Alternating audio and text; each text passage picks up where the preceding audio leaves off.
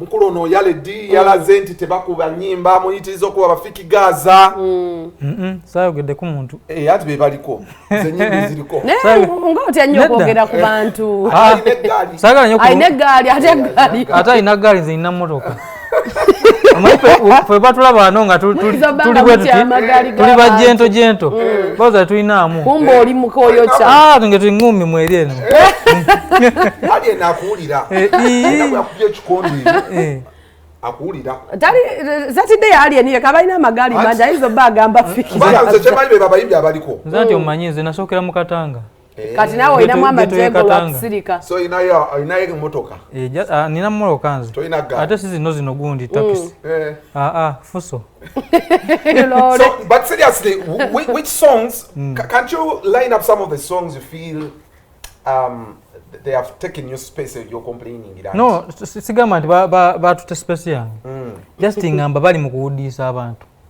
abantu bagoberere ennyimba ezitalina makulu baleke ezina abakulizamu kuti mukyayina kimala temukyayimba bimala kati nze nfulumya ennyimba kumpi buli myezi egi naye abantu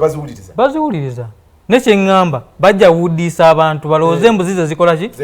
n'omwana ali atandika zino wezifuluma zibika zino ez'amakulu laba omwana atandika okuyimba ajja kulowooza nakuyimba oba biwe biti okuyitamu otegere so ng'osobola okujja n'akayimbako nga olaba leeta kayimba kalungi kanyuma ne kayitawo bulungi so njagala abaana abali eyo atandika okuyimba aleme kulowooza mbu bino okuyimba ebitalina makulu waye gwe nagobya oluyimba ng'alese ne ssente ne mugamba osijja dduku bamanyi nga baluyita gundi bali baluyita ni bannange nedda baluyita kwesabuna nga yetaitolo y'oluyimba n'omugoba ne mugamba sigenda kuba nga mpadde ne ssente nno nnyingi nemugamba sijja dduku bwolwo so nze sinze muntu kyekireetera oluyimba okulowooza nga gwe producer ategeera music and stuff okulowooza nti luno oluyimba lubi oba luno lwa wazitani bubblegum music then this is not bubblegum music biba bigambe ebyo bye bikutiisa kati owuliranga ekigambo kyenjogedde kigambo kinene kati bawulire ne mama nga ali eyawulire nti Yaled yakubye luno oluyimba kiba tekijja abamu tulina nekyakimwe tusabira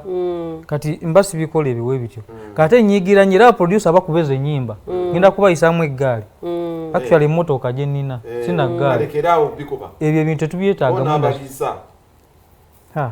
bajja agenda ate n'abayimbi ababikuba kwe balya bagende ku federation wabayo nno kacayi bana eggulo n'adde ku federation binyuma bakuwa kacayi k'amata kakati mu budde ate tufune Frank Ntambi yabadde munyiivu yabadde musanyufu yagamba Yaled tujjeeko naawe ekyejo abaana be bakolera kasa naye azadde abaana omwana ajja muleetera oyimba nga yaluyimbye sikkiriziganya ky'abantu balowooza nti nno audience shiftinze eri mu kuwuliriza nnyimba mbi n'olw'ensonga eyo abakola ennyimba ennungi babire nga bakyuka bakole ezo ennyimba ze bayitanga embi esokera ndowooza arts nga art ali very subjective kikyoyita ekirungi kikyoyita ekibi mu mbeera eyo ntujja kulaba oluyimba lwali lupazo enkudi nga abantu baluyaayaanidde n'ogamba nti lubi naye abantu baba basobola okukonsuminga oluyimba ng'olwo ku bo at that time lubeera luyimba lulungi so that is the beauty and weirdness about art nga art nti oyawula otya oluyimba olubi n'oluyimba olulungi ogenda dwawulira mu lyrics ogenda dwawulira mu subject matter ogenda dwawulira mu production ogenda dwawulira mu kiye byonna bibeera a bit very technical naye oluyimba singa luba lutuuse abantu ne baluwulira baba bagenda kubeera nti bakola ki balwagala tulina abayimbi abaali abalungi mu kubeera nga basengeka ennyimba naye nga the subject matter bwalinga buwemu naye nga ku lyrics kuno owulira ebintu nga babikwese ne lusigala nti nno lusavinga purposes za mirundi ebiri terwesittaza muntu naye ng'omuwandiisi oba kompoza wakyagadde okubeera ng'aleeta akireese oluyimba lwa ddole y'omwana sebatta ndowooza mulujjukira bulungi nnyo n'ennyimba endala nnyinyi abantu bazze bakuba ennyimba tuba tulikyali lupazo nti oluyimba luwemula abangi abakoze ennyimba eziwemula naye nga bakoze eki bakwese amakulu gaazo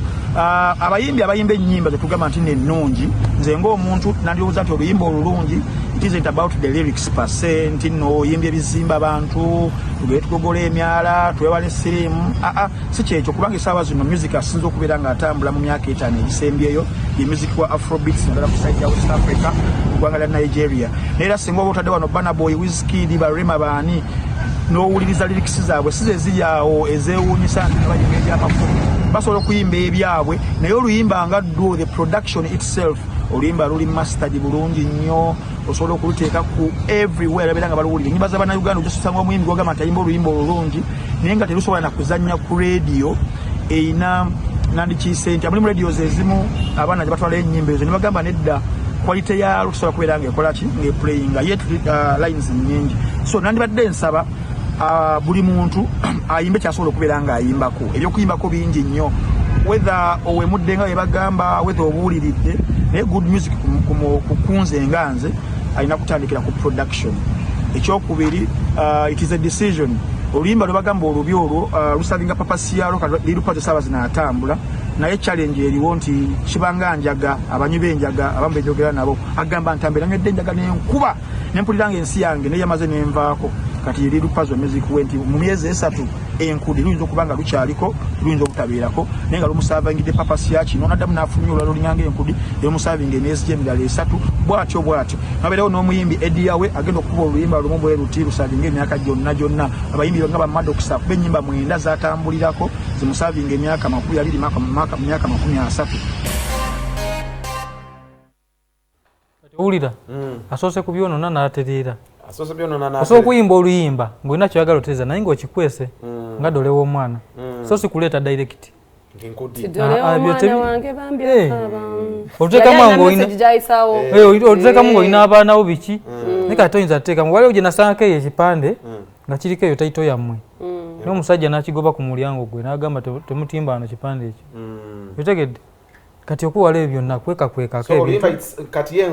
naye era nga tuvudde the song is about production, good production. The lyrics may not matter. Good production, mastering and all that. Actually, Jackster nze nzikiriza kituufu Yaled kyayoggerako though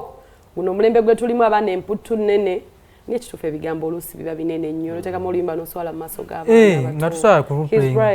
buli muntu yenna alina ate nze omusajja omu yaŋŋamba mukwano gwange n'aŋŋamba woyiyanga oluyimba nga tusobola kuluyimbira maama wo gwe manyi oluyimba lubi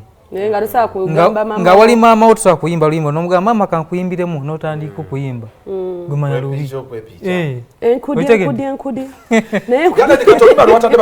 oluyimba baluyita maliza kayimba kanyuma ka mukwano okaweereza omuntu nga yakukyaye ogenda mukwana